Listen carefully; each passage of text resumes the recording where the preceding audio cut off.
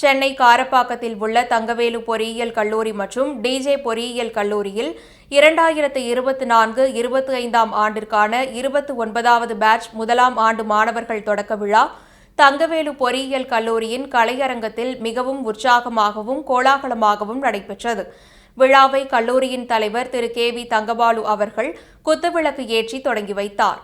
தொடர்ந்து தங்கவேலு பொறியியல் கல்லூரியின் முதல்வர் டாக்டர் எம். வெங்கடேசன் விழாவிற்கு வருகை தந்த அனைவரையும் வரவேற்று பேசினார். மாணவர்கள் இக்கல்லூரியை தேர்வு செய்ததற்காக பெற்றோர்களுக்கு நன்றி தெரிவித்தார். முதலில் தங்கவேலு இன்ஜினியரிங் காலேஜையும் டிஜே இன்ஸ்டிடியூட் ஆஃப் டெக்னாலஜியும் தேர்ந்தெடுத்தமைக்காக அனைத்து பெற்றோர்களுக்கும் அனைத்து மாணவர்களுக்கும் நன்றியையும் வணக்கத்தையும் தெரிவித்துக் கொள்கிறேன். We all gathered here for 29th inauguration of Thangavelu Group of Institutions, for which hearty welcome our beloved chairman Sri K.V. Thangabalu, former Union Minister, Government of India, to this function. தான் பட்ட கஷ்டத்தை தனது குழந்தைகள் படக்கூடாது எண்ணத்துடனும் தன் குழந்தைகள் படித்து வாழ்க்கையில் முன்னேறி மற்றவர் போற்றும் வகையில் வாழ வேண்டும் என்ற நோக்கத்துடனும் இங்கு வருகை புரிந்த அனைத்து பெற்றோர்களையும் வருக வருக வரவேற்கிறேன். தொடர்ந்து சிறப்புரையாற்றிய கல்லூரியின் தலைவர் திரு கே.வி. தங்கபாலு, உழைப்புதான் வாழ்க்கையை முன்னேற்றும் என்று மாணவர்களுக்கு அறிவுரை வழங்கினார். மாணவர்கள் வெற்றி பெற 2 வழிகளை மேற்கொள்ள வேண்டும் என குறிப்பிட்ட அவர், 1 நோக்கம் வெற்றி பெற கடுமையாக உழைக்க வேண்டும், 2 நேரத்தை சரியான வழியில் செலவிட வேண்டும் என அறிவுரை வழங்கிய அவர், விடுதி மாணவர்கள் தங்களது நேரத்தை நூலகம் மற்றும் கணினி போன்றவற்றில் செலவிட வேண்டும் என அறிவுறுத்திய திரு கே.வி. தங்கபாலு, மாணவர்கள் மொபைல் போன் பயன்படுத்துவதை குறைத்துக் கொள்ள வேண்டும் என கேட்டுக் கொண்டார். உழைப்பின் வாரா ஊதியமில்லை உயிர்க்கு என்றான். உழைக்காமல் யாரும் முன்னேற முடியாது என்பதை நீங்கள் முதலில் தெரிந்து கொள்ள வேண்டும். ஒழுக்கமாக இல்லாத யாரும் வாழ்க்கையில் உறுதியாக வரலாறு இல்லை என்பதையும் தெரிந்து கொள்ள வேண்டும். ஆகவே 2 விஷயங்களை நீங்கள் முதலிலே இந்த நாளிலிருந்து தொடங்க வேண்டும்.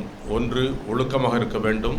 2, தான் எந்த நோக்கத்திற்காக இங்கே சேர்கிறோமோ அந்த நோக்கம் வெற்றி பெற வேண்டும் என்றால் ஒவ்வொரு நாளும் ஒவ்வொரு நிமிடமும் நீங்கள் பயனுள்ள நேரமாக அதை மாற்றிக்கொள்ள வேண்டும். அதற்கு கல்லூரி முதல்வர், கல்லூரி பேராசிரியர்கள் வழிகாட்டுவார்கள். குறித்த நேரத்தில் கல்லூரியில் வர வேண்டும். விடுதியில் தங்கி படிக்கும் மாணவ மாணவிகள் அவர்களுக்கும் அது பொருந்தும்.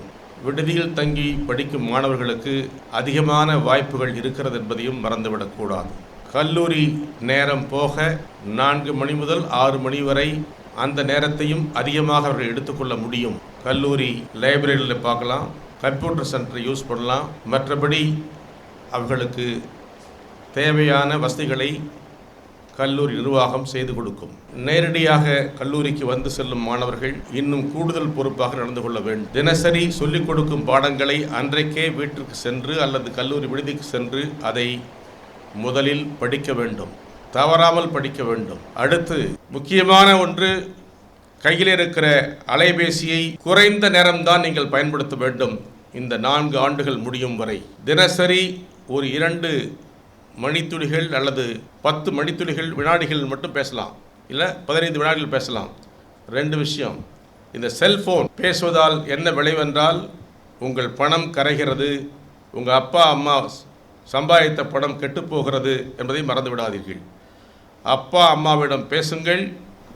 அது 10 வினாடிகள் அல்லது 20 வினாடிக்கு மேல் பேசக்கூடாது என்பதை நீங்கள் திடமாக வைத்துக் கொள்ள வேண்டும். ஒருவன் கெட்டுப்போவதற்கும் நல்லவாக இருப்பதற்கும் அந்த அலைபேசி உதவுகிறது. அதே நேரத்தில் அதிலே உள்ள நல்லதை மட்டும் பார்க்க வேண்டும், கெட்டவற்றை நீக்க வேண்டும் என்று உங்கள் மனதில் இடமாக இருக்க வேண்டும்.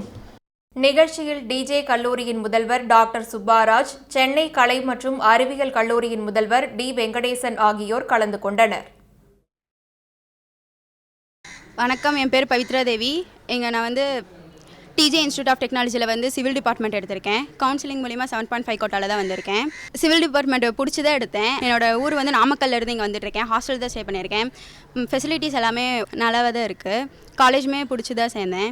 இந்த காலேஜில் மேக்ஸிமம் ஸ்டடீஸ் எல்லாமே நல்லாயிருக்கும், ஸ்டாஃப்ஸ் எல்லாமே ஃப்ரெண்ட்லியாக இருப்பாங்க. அண்ட் தென் பிளேஸ்மெண்ட்ஸ் ஆப்பர்ச்சுனிட்டிஸ்லாம் இருக்குது. அப்படிங்கிறதுக்கோசரம் இந்த காலேஜ் செலக்ட் பண்ணியிருக்கேன். இங்கே இருக்கிற இன்ஃப்ராஸ்ட்ரக்சர்ஸ் எல்லாமே நல்லா இருக்குது. வணக்கம், என்னோட பேர் ஸ்ரீமா. நான் நந்தனம்லேருந்து வரேன். நான் தங்கவேல் இன்ஜினியரிங் காலேஜில் காலேஜில் பிடெக் ஏஐடிஎஸ் கோர்ஸில் ஜாயின் பண்ணியிருக்கேன். இதுக்கு முன்னாடி நிறைய காலேஜில் கேட்டேன், ஆனால் எனக்கு வந்து ஏஐடிஎஸ் வந்து கொடுக்க மாட்டேன்னு சொன்னாங்க, க்ளோஸ் ஆகிடுச்சின்னு சொன்னாங்க. அதனால் தேடும் போது இந்த காலேஜ் பார்த்தேன். இந்த காலேஜில் வந்து ஜாயின் பண்ணேன். கவர்மெண்ட் கோட்டாவில் எனக்கு பிடெக் ஏஐடிஎஸில் சீட் கிடச்சிது. காலேஜ் ஃபெசிலிட்டிஸ்லாம் நல்லா இருக்குது. டீச்சர்ஸ் எல்லாமே ஃப்ரெண்ட்லியாக இருக்காங்க. எனக்கு ரொம்ப பிடிச்சிருக்கு. நான் இந்த குரூப்பை வந்து பிடிச்சி தான் சூஸ் பண்ணியிருந்தேன். நல்லா படித்து நல்ல பிளேஸ்மெண்ட்டில் ஜாப் வாங்கலான்னு இருக்கேன். என் பேர் சந்தோஷ். நான் கொடிங்கியூர்லேருந்து வந்திருக்கேன். தங்கவேல் காலேஜ் நான் சூஸ் பண்ணதுக்கான காரணம் ஏஐடிஎஸ் குரூப்பு எனக்கு பிடிச்ச குரூப்பு. அது பின்காலத்தில் எனக்கு யூஸ்ஃபுல்லாக இருக்கும். அதான வேலையை வந்து கோடிங் பேஸ்டு நான் படிக்கலான் இருக்கேன். அதே மாதிரி இன்றைக்கி பிரின்சிபல் சார்ஸ் வந்து நிறையா அட்வைஸ் கொடுத்தாங்க. அதில் வந்து நிறையா நல்ல விஷயங்கள் ஏஐடிஎஸில் வந்து மொபைல் ஃபோன் நிறையா யூஸ் பண்ணலாம். அதை வச்சு நான் நிறையா கற்றுக்கலாம். அதுக்கப்புறம் பின்னாடி யூஸ் ஆகும். அதே மாதிரி பிரின்சிபல் சார் வந்து டெய்லி நோட் டைரி போட சொன்னாங்க. அதில் வந்து 10 வருஷம் கழித்து நான் எடுத்து பார்த்தா இந்த மாதிரிலாம் நான் படிச்சிருக்கேன், என்னென்னலாம் நடந்திருக்கு அப்படின்றதுக்கு தெரியும் எனக்கு.